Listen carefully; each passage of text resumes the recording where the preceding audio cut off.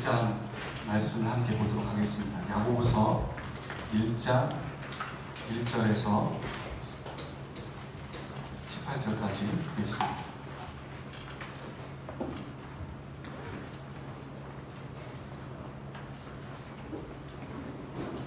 야고보서 1장 1절에서 18절.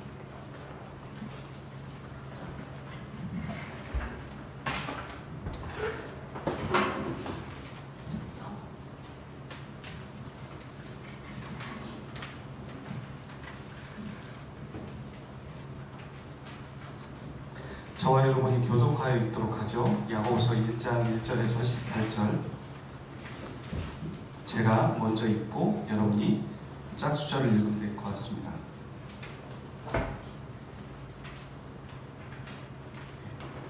하나님 주 예수 그리스도의 종 야고보는 흩어져 있는 12지파에게 문안하노라.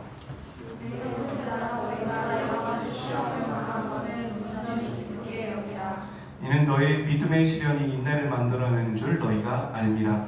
인내는 온전히 이루라. 이는 너희로 온전하고 분리하여 종류도 부족하며 어때하려 하리라. 너희 중에 누구든지 지혜가 부족하거든 모든 사람에게 후히 주시고 꾸짖지 아니하시는 하나님께 구하라. 그리하면 주시리라. 오직 믿음으로 구하고 조금도 심하지 말라. 지시는 자는 마치 바람에 밀려 이동하는 바람 물결 같으니 이런 사람은 무엇이든지 죽게 얻기를 생각하지 말라. 마음을 품어 모든 일에 정함이 없는 자로다. 낮은 형제는 자기의 높음을 자랑하고 부하는 자는 자기의 낮음을 자랑하시니 이는 그가 풀의 꽃과 같이 자라느니라. 해가 돋고 뜨거운 바람이 불어 풀을 발리면 꽃이 떨어져 그 모양의 아름다움이 없어지나니 부한 자도 그 행하는 일에 이와 같이 쇠잔하리라. 시험을 찾는 자는 복이 있나니 이는 시험을 견디어낸 자가 주께서 자기를 사랑하는 자를 위해 약속하신 생명의 물건을 얻을 것이기 때문이다.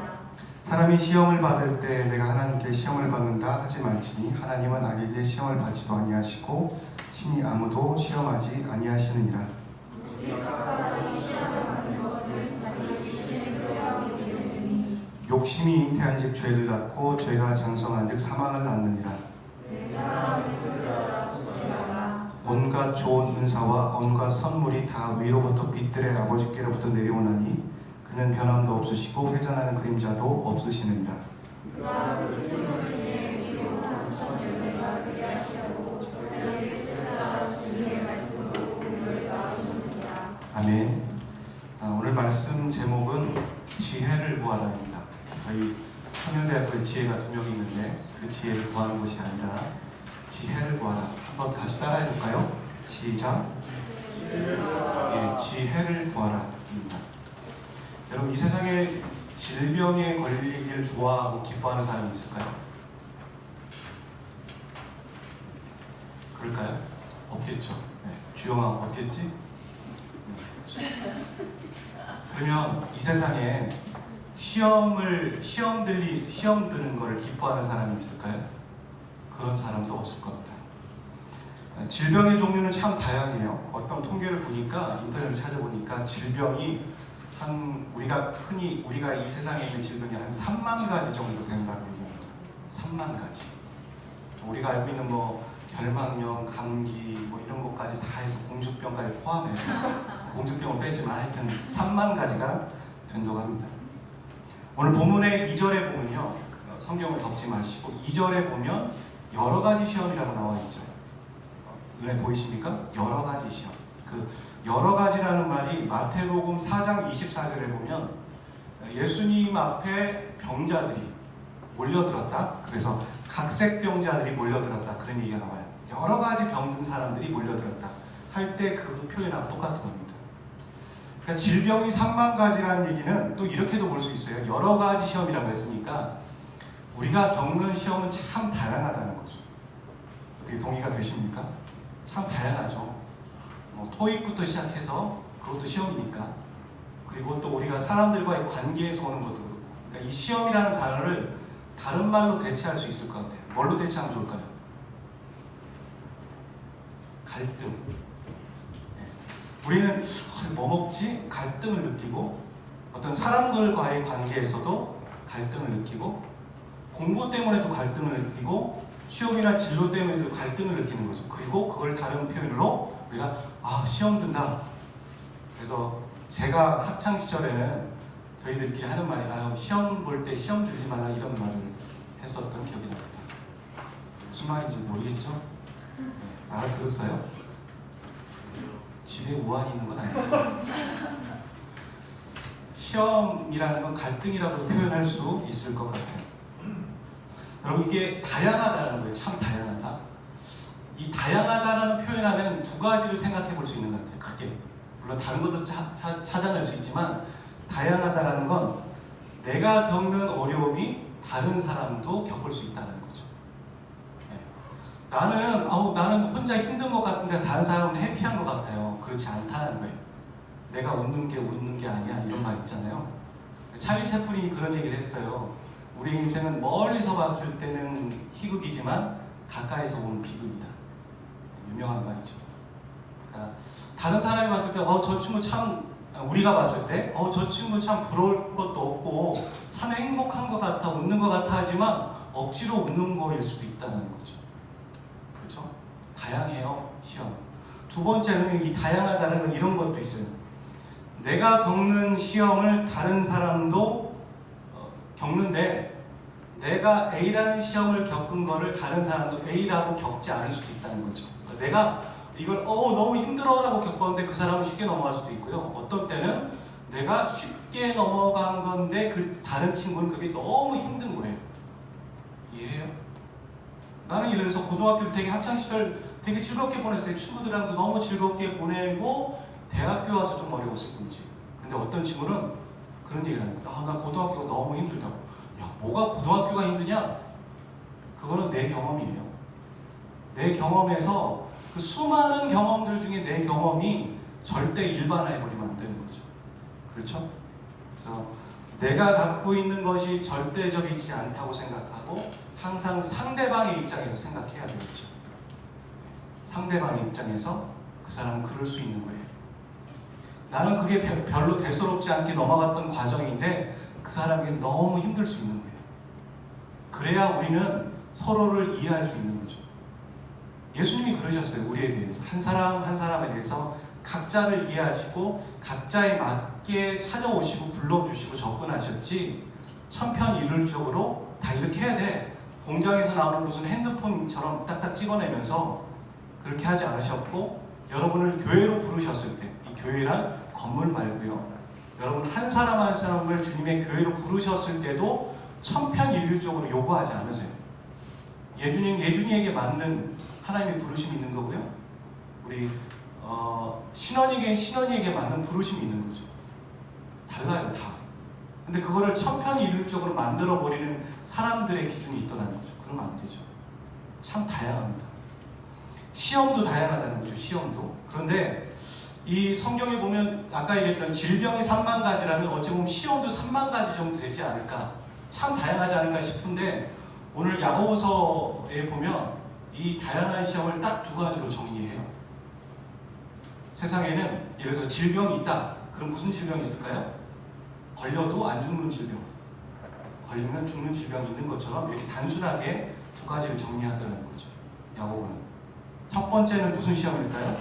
3절에 나오는데 한번 읽어주시겠어요? 3절 시작. 네, 다시 다 같이 읽겠습니다. 3절 시작. 이는 저희 믿음의 시험이 인들을 만들어내는 줄 너희가 아느냐. 예. 2절에서는 여러 가지 시험이라고 했다가 그걸 살짝 바꿔서 뭐라고 얘기해요? 믿음의 시련. 네. 여러분, 한국말로는 시험이고 시련이지만 헬라어로 보면 다 똑같은 도키조마이라는 단어를 쓰거든요. 시련. 근데 앞에 수식어를 붙여서 믿음의 시련. 뭐가 믿음의 시련일까요? 예수님을 믿기 때문에 갈등 느끼는 건 다 믿음의 시련이 될 수 있습니다. 내가 술자리에 가는, 직장 생활에서 술자리에 갔는데 내가 이걸 안 먹어야 되는데 갈등 느끼잖아요. 그게 믿음의 시련이에요. 그게 믿음의 시련이에요. 내가 그동안에 내 인생을 내 마음대로 살았는데 주님을 믿고 났더니 주님이 기뻐하시는 일이 뭘까 도무지 알지는 못하고 있고 기도하면서 갈등 느끼는 거, 그게 믿음의 시련이죠. 교회를 와야 되는데 말까? 이것도 믿음의 시련이 될 수 있어요. 그리고 예수님을 믿기 때문에 우리가 사람들과의 관계에서 겪는 갈등도 믿음의 시련이 될 수 있고, 주님을 믿기 때문에 겪는 것. 근데 야고보서는 이 3만 가지 정도의 시련이 있다면 그 중에 2가지를 정리한다고 그랬잖아요. 첫 번째는 믿음의 시련. 또 하나 찾아볼래요? 뭐가 있을까요? 야고보는 뭐를 얘기하고 있을까요? 13절 한번 읽어보죠. 13절, 14절 같이 읽어봐요. 시작. 사람이 시험을 받을 때 하나님께 시험을 받는다 생각하시니 하나님은 양에게 시험을 받지도 아니하시고 능히 아무도 시험하지 아니하십니다. 오직 각 사람이 시험을 받는 것은 자기 욕심에 끌려 오게 됨이니라. 예, 문맥, 그러니까 단어로 봤을 땐 다 같은 단어거든요. 헬라어도 같은 단어. 근데 이 컨텍스트 안에서 문맥으로 봤을 때 분명히 다르죠. 앞에는 믿음의 시련이라는 표현을 썼다가 13절, 12절까지는 같은 이야기가 나오다가 13절부터는 사람이 시험 받을 때 내가 하나님께 시험을 받는다 하지 말지니 하나님은 악에게 시험을 받지도 아니하시고 아무도 시험하지 않으신다. 그러니까 하나님 우리를 시험하셔서 이렇게 표현하시면 안 돼요. 이 말과 똑같은 표현이 어디냐면 주기도문에 나오죠.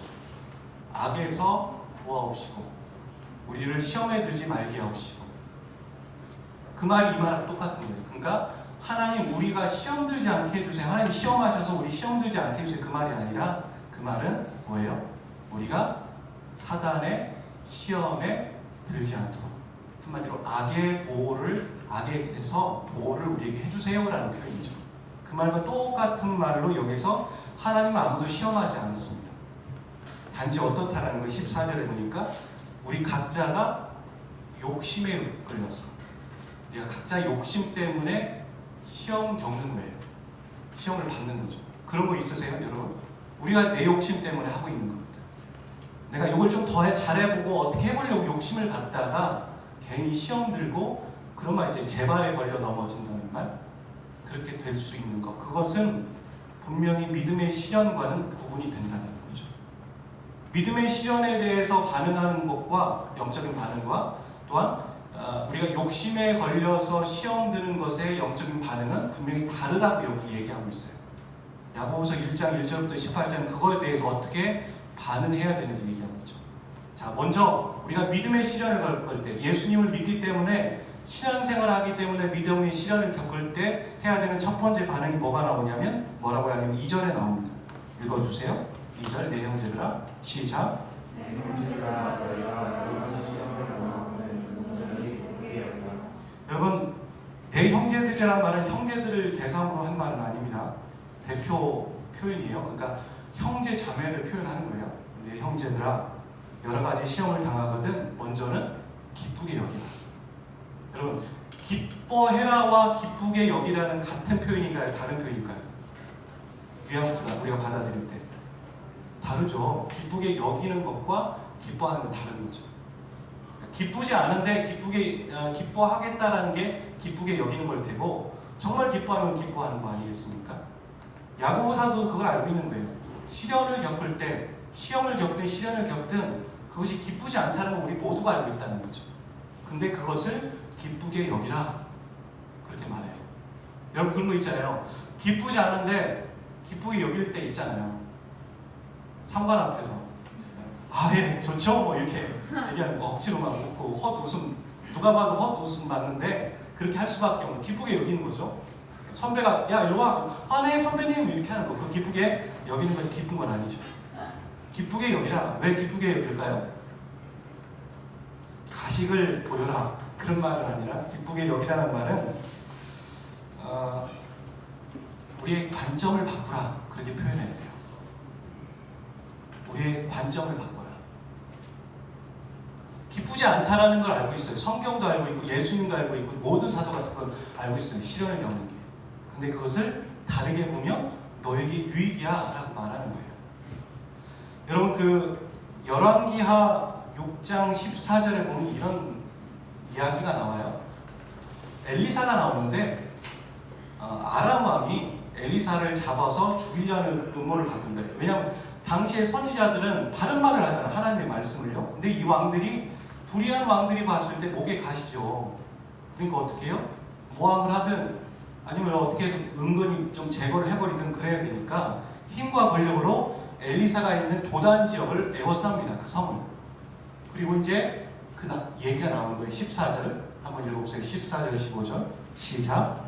왕이 이어 말과 병거와 많은 군사를 보내매 그들이 밤에 가서 그 성을 에워쌌다.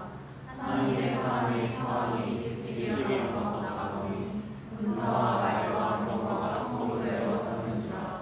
그의 사람이 엘리사에게 말하되 내 주여 우리가 어찌하리이까. 하나님의 사람은 엘리사를 말하고요. 엘리사의 사환이라는 말은 종이거나 혹은 문화생 정도. 그 사람이 본 거예요. 봤더니 나가서 일찍 보니까 군사와 말과 병거가 성읍을 싹 에워싸는 거예요. 성읍을 에워쌀 정도 어마어마한 군대가 온 거죠. 한 사람 잡으려고. 그렇게 돼서 주여 우리가 어찌하리까. 우리 죽었습니다. 이거 다 죽은 겁니다. 그렇게 말하는 거죠. 그랬더니 엘리사가 하는 말입니다. 엘리사가 그의 제자에게 하는 말이죠. 16절, 17절 시작.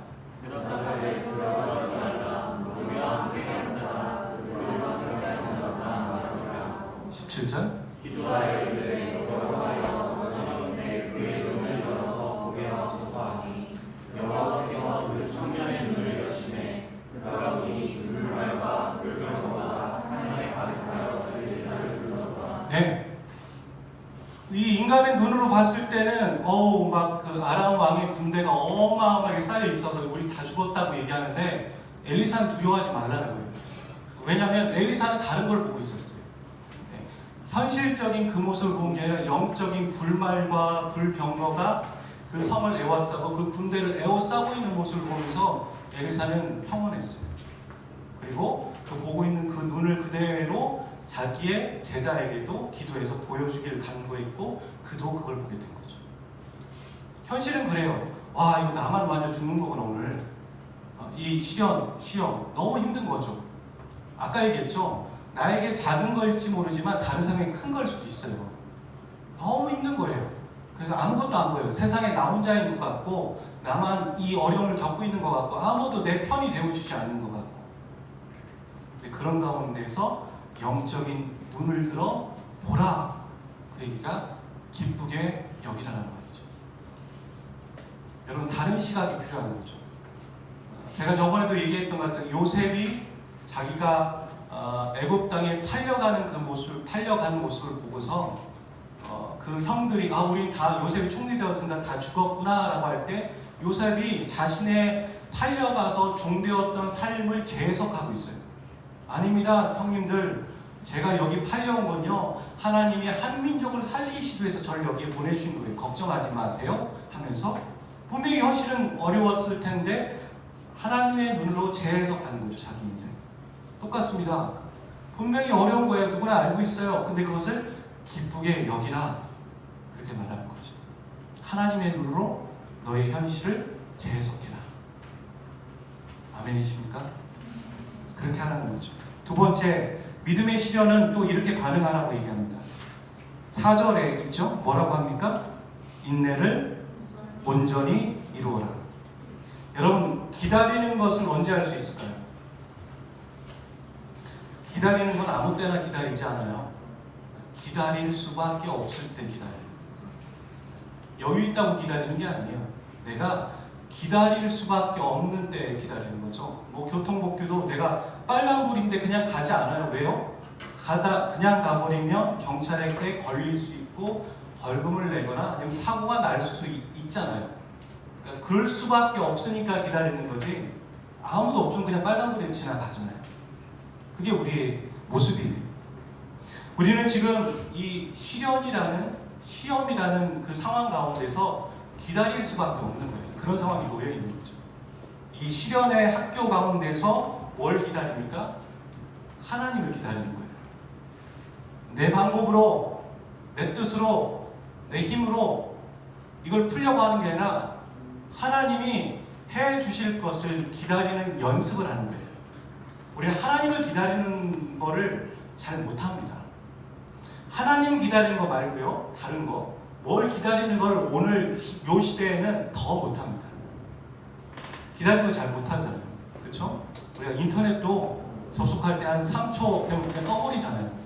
그렇죠? 외국은 더 느리더라고요. 근데 한국은 그렇게 빨라요, 인터넷이. 근데 그 3초가 지나면 이게 고장났구나 이렇게 생각하는 정도로. 우리는 기다리는 걸 못합니다. 모든 것들은 다 인스타 식품들이 너무 많고요. 그래서 기본적으로 그렇게 바쁘고 빨리를 외치는 시대에 살고 있기 때문에 그것들이 몸에 배어 있어서 영적인 것도 자연스러워요. 기도해서 빨리 응답이 와야 되는데 안 오면 하나님 안 계신 것 같고 하나님 잠자고 계신 것 같아요. 근데 성경을 보세요. 하나님이 하시는 일들을 보면 요즘 시대랑 달라요. 요즘에 빠른 것보다 훨씬 더 느리시고 근데 기다림이 필요할 때가 있어요, 인간이. 그래서 이 시연이라는 학교는 우리에게 뭘 기다리게 하냐면 하나님의 때, 하나님을 기다리게 하는 겁니다. 그래서 인내를 해라라고 말하지 않죠. 인내를 온전히 이루어라. 우리 기다리는 거 할 줄은 알아요. 근데 여러분 제가 하나 얘기를 해볼까요? 예수전도단에 창시하신 로렌 커닝햄 그분이 그런 얘기를 했어요. 사람들은 기도 제목을 갖고 각자 하나님을 기다린다. 하나님의 때를 기다리고 하나님의 방법을 기다린다. 그래서 열심히 기도한다. 40일을 기도하든 100일을 기도하든 뭐 일주일을 금식하든 기도하는데 기도하고 기다리고 자기가 인내를 하고 인내를 했는데 하나님이 안 계신 것 같고 하나님이 그 뜻을 안 이루시는 것 같으면 딱 포기를 한다는 거죠. 근데 그 포기하는 그 기점 바로 그 다음이 뭐냐면 하나님이 일하실 때라는 거예요. 하나님은 야 여기까지만 인내를 온전히 이루어 그렇게 말하는데 우리는 그 때를 못 참고 거기서 그 극한에서 멈춘다는 거죠. 그러니까 그 극한만 넘으면 하나님의 일하심을 볼 수 있다는 거예요. 저와 여러분의 경험 가운데 그런 거 없으세요? 기도를 했는데 기도하다가 포기한 거, 체념한 거, 에이 그만하자, 안 들어주시는 것 같은데 했던 것들 우리에게 없냐는 거죠. 근데 성경은 뭐라고요? 인내해라 라고 말하지 않아요. 인내 분량을 채우라는 말이에요. 인내를 온전히 이루어라. 너의 한계가 그때 거기까지지만 그것만 조금만 참아. 곧 하나님이 하실 거야. 그렇게 말한다는 거죠. 믿음의 시련 앞에. 그리고 세 번째는 뭐라고 얘기합니까? 믿음의 시련에 반응하는 모습은 뭐죠? 지혜를 구하라. 그거는 그 다음 설명하고 그 다음에 욕심 때문에 받는 시험은 어떻게 해야 됩니까? 우리가 반응을 뭐라고 말하죠? 16절에 속지 말라라고 말하는 거예요. 속지 말라. 뭘 속지 말라는 걸까요? 네가 믿음의 시련이라고 생각하면서 욕심인데 믿음의 시련이라고 그렇게 생각하고 착각하지 말라는 거예요. 사단에게 속는 거죠. 야 이건 하나님이 나에게 허락하신 시련이야. 잘 감당해야지. 근데 자기도 자기를 기만하고 포장해서 쌓아놓은 거예요. 자기 합리한 것들. 그런 게 없냐는 거죠. 여러분 우리가 뭐 결론부터 얘기해볼까요? 믿음의 시련과 또 자기 욕심대로 하는 걸 구분하는 게 지혜입니다. 이 세상은요 믿음의 시련과 자기 욕심으로 받는 시험이 구분되어 있지 않아요. 여러분 그러세요? 아 이건 믿음의 시련이야. 정확히 구분하세요? 이거는 내 욕심대로 하는 거야. 구분이 되세요? 아니요. 교묘하게 섞여 있어요. 그래서 착각이 되죠. 아 이거 시련인가? 시험인가? 시험 같기도 하고 시험 같기도 하고 뒤죽박죽 섞여 있어요. 인내는 해야겠는데 인내를 해도 이게 시련인지 시험인지도 모르겠고. 근데 성경은 지금 지혜를 구하라는 말이 갑자기 웬 지혜? 이지혜? 김지혜? 웬 지혜? 이렇게 말하는데 왜 지혜를 구할까? 우리가 이 말씀 구절만 딱 떼어서 뭐라고 해요? 그 수능생들한테 지혜를 구해라. 후리 주시고 꾸짖지 않으신 분이죠. 그렇게 말할 때 쓰는 구절이에요. 이 구절은. 그렇죠? 근데 전체적인 맥락으로 봤을 때 그 얘기가 아니에요. 야고보가 지금 믿음의 시련과 욕심으로 하는 시험을 구분하는 것처럼 여러분의 인생 가운데 그것을 구분하는 게 지혜입니다. 구분이 안 돼요. 우리는 섞여 있어요. 그것을 하나님께 간구해서 그걸 구분하셔야 돼요. 제가 이 원리를 알려드려도 여러분 삶 가운데 그게 섞여 있기 때문에 어떻게 반응해야지 모르잖아요. 근데 그것을 구분하는 게 지혜라고요. 그것을 구분하고 그 구분된 걸 가지고 하나님 앞에 각자의 반응을 해 나가는 것이 시작이라는 얘기죠. 그리고 그 시작의 시작은 바로 지혜를 구하는 거예요. 하나님, 저에게 이것이 욕심입니까? 아니면 이것이 믿음의 실현입니까? 제가 그거에 맞게 반응하기 원합니다. 그리고 순간순간 내가 어떻게 대처해야 될지 서세수를 배우는 게 지혜는 아닌 거죠. 오늘 보면 속지 말라는 얘기가 나와 있어요. 욕심 때문에 받는 시험에 대해서. 근데 이 속지 말라는 말은 다른 말로 어떻게 표현할 수 있냐면 거기 블랭크로 되어 있죠? 분별하라. 분별하는 거예요. 속지 않으려면 옳고 그름을 분별할 수 있어야 돼요. 우리의 이성과 판단이 아니라 하나님의 말씀에 비추어서 그것이 옳은 것인지 옳지 않은 것인지 분별하실 수 있어야 돼요. 요즘 시대는 진리와 비진리가 섞여 있어요. 진리는 진리이고 비진리는 비진리가 아니라 비진리를 갖고 있는 사람들도 진리의 어떤 부분을 도용해서 쓴단 말이에요. 그러니까 헷갈려요. 그런 시대에 우리는 살아가고 있어요. 그래서 정확하게 구분되지 않아요. 그래서 진리에 서서 빛 가운데서 그것을 정확하게 분별할 수 있어야 돼요. 오늘 말씀에도 그런 얘기가 나오죠. 17절, 18절, 16절부터 한번 읽어볼까요? 16절부터 시작. 내 사랑하는 형제들아, 온갖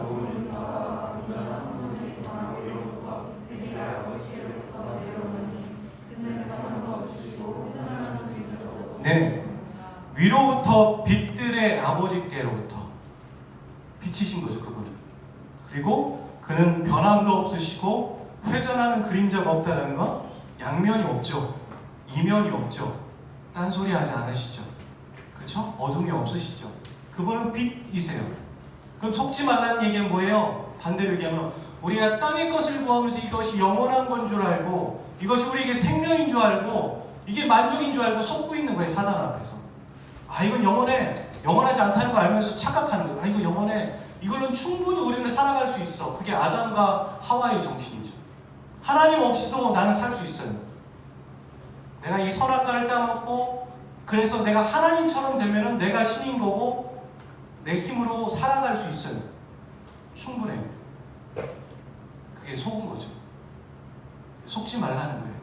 우리는 태양이 아닌 달이죠. 우리는 스스로 빛을 비추지 못해요. 빛을 받았을 때 빛을 반사하는 존재예요. 그래서 우리는 달이에요. 우리는 하나님의 도우심과 하나님을 바라보지 않으면 한순간도 살아갈 수 없는 존재인 거죠. 그래서 속지 말라는 거예요. 위의 것을 받으라는 거죠. 그래서 분별해야 되는 거죠. 두 번째, 욕심 때문에 받는 시험. 성경에는 없어요. 뭐 해야 될까요? 뭐 해야 될까요? 욕심 때문에 받는 시험, 이거 욕심 때문에 받는 시험이구나. 그랬을 때 우리는 어떻게 반응해야 될까요? 이거 맞추시는 분에게 다음 주에 제가 커피를 쏘겠습니다. 커피 좀 약하죠? 네, 그래요? 네, 진짜면 안 먹는답니다. 뭘까요? 욕심을 버려요. 뭘까요? 여러분, 우리가 욕심 때문에 받는 시험 15절 한번 읽어보도록 하겠습니다. 15절 시작.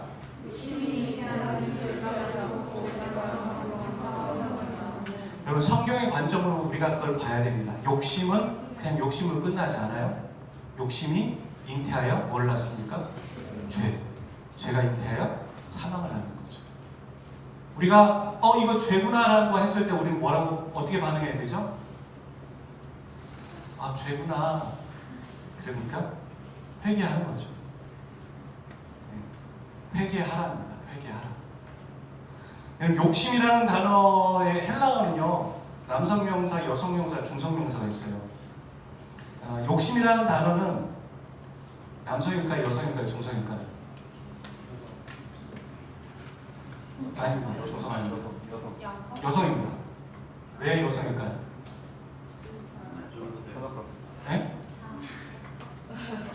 뭐라고 했어요?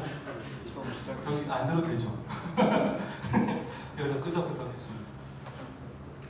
욕심이 잉태한 거죠. 욕심에 애를 낳았어요. 그렇죠? 그래서 뭐가 됐어요? 죄가 나온 거예요. 그러면 죄는 남성 명사일까요? 여성 명사일까요? 죄도 애를 낳잖아요. 네. 죄가 죄를 낳고 죄가 장성하죠. 장성한다고 했네. 하여튼 죄가 여성 명사예요. 그러니까 서로 되게 합리적이죠. 욕심이 잉태하여 여자가 애를 낳으니까 죄를 낳고 죄가 장성하지 사망을 낳는다. 욕심은 욕심으로 끝나지 않아요. 거기서 끝나지 않는다. 그러니까 우리는 죄를 짓는 거예요. 그리고 그 죄에 대해서 단호하게 회개해야 되는 거죠. 우리는 이거 욕심이었구나 라고 넘어가야 될 부분이 아니라고 성경은 말하는 거죠. 말씀을 정리하려고 해요. 우리 인생은 시련과 시험이 섞여 있어요. 그리고 섞여 있으니까 헷갈리고 구분이 잘 안 되는구나 라고 멈추라고 성경은 말하지 않아요. 그걸 구분하라고 얘기해요. 그리고 그걸 구분하는 것은 우리가 할 수 있는 게 아니라 하나님께 지혜를 구해서 하나님부터 얻는 거예요. 거기서 끝나지 않아요. 하나님으로부터 이게 욕심이구나 혹은 이게 믿음의 시련이라는 걸 알았으면 어떻게 해야 돼요? 각각의 반응을 하라는 거예요. 믿음의 시련일 때는 기쁘게 여겨야 돼요. 기쁘지 않아요. 하지만 기쁘게 여겨야 돼요. 다른 관점으로 그걸 봐야 되는 거죠. 여러분, 갈등은 시련은 우리에게 많은 힘듦을 주지만 우리를 성숙하게 만들어요. 여러분, 아까 얘기했던 이 시련이라는 말은 도키조마이에요. 도키조마이. 도키조마이라는 연단한다는 거예요. 연단. 여러분, 우리가 시험을 보잖아요. 학교에서도 시험을 보면 어떤 결과가 나오죠? 뭐를 알 수 있죠?